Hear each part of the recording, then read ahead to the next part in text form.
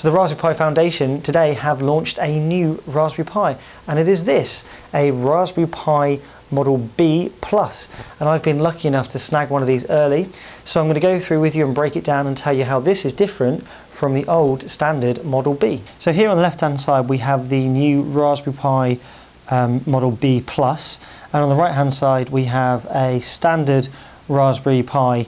Apart from the thing that makes it different is you'll notice the colour's blue, because I'm lucky enough to have one of the limited edition blue models, but it is a standard Pi, it's just got a blue PCB.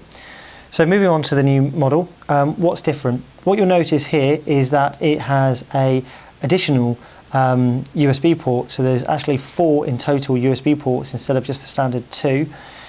You'll notice that the audio jack here has been moved across the board and is now on the opposite side of the board and has actually been shrunk in size.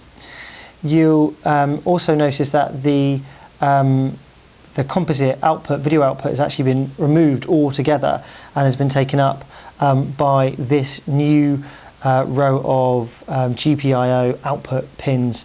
So whereas the old model had 26, this new one does have 40. So this audio jack has actually had an upgrade. Apparently the audio is going to sound better, so I'm quite eager to get XBMC on this and start playing some tunes through it and see how that works. So the composite video hasn't moved completely, it's actually moved onto this audio jack, and what you'll see is actually under here there are 4 points soldered onto it which are actually the analog video outputs. That's good.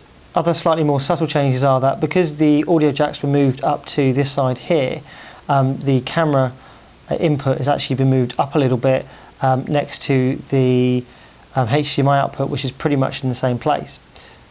Also, the power adapter has been moved from this side here just round to the corner, and the display port, as a result of the change in space, has been moved up to there. Also, some very subtle changes that you may not be able to notice quite so clearly is that the old Pis have 2 mounting points here and here, whereas this new one actually has 4 in total in each of the corner, and that's going to make a huge difference, because with just 2 pins they can wobble a little bit if you do mount them on just the 2, whereas the 4 will mean that they'll be a lot more solid. This does have the same CPU and memory, which is under this chip here, so it's still got the same 700 megahertz processor and the same 512 meg of RAM, and it has the network chip here, which is what controls the Ethernet jack and the 4 USB ports. So on to what's different on the bottom side is on this one you have the standard full-sized SD card socket, whereas on this new one you have a micro SD card socket, which means that you can use a slightly smaller one. And what that does means is that the this particular Pi, its form factor is much lower. Obviously there's far less jutting out.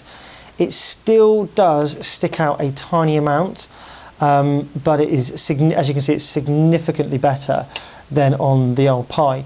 So this is going to make, obviously, cases a lot more streamlined and you're not going to have problems. So one major benefit to moving to the smaller SD card over the larger ones is that some people may have found over time of using the Pis, if you use them quite as rigorously as I do, the contacts between here and the actual SD card can become a bit loose, and you often find that people will need to jam in a piece of plastic or something just to kind of keep the contacts down on it, because without that it often sometimes won't boot.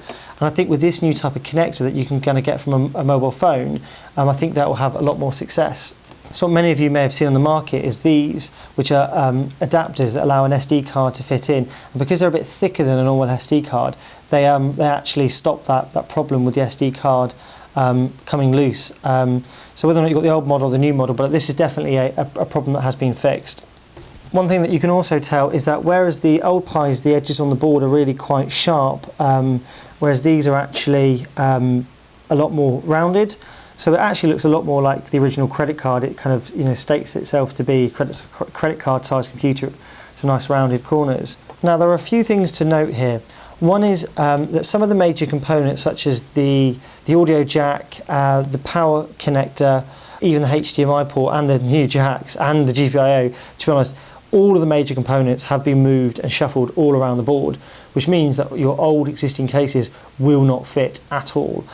So this is going to be interesting to see which case manufacturers such as Pimoroni, ModMyPie and others, Syntec also, and see what cases that they come out with and how quickly they can produce cases for this. The power consumption of it is actually less than the standard Model B.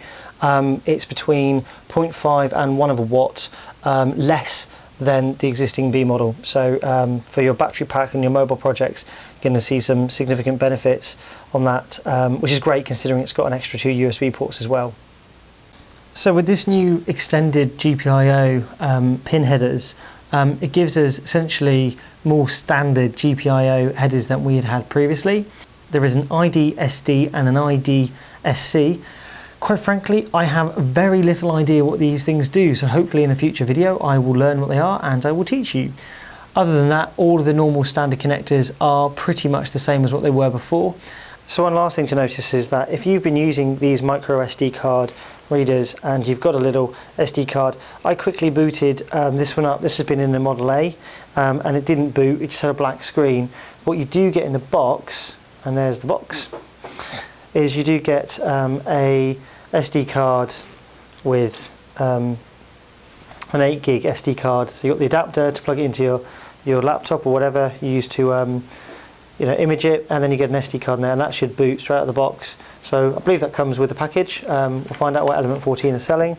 So let's give this a boot and make sure it works.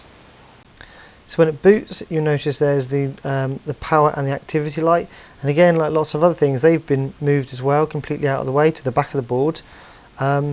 Everything boots to noob as normal, and you're ready to use your Pi as you would have. So I'd mentioned that the lights had moved, and your network link light and your activity light have been moved to here and here, actually on the network chip itself, very much like you get on your laptop on a lot of other machines. So they are still there, but just in a different place.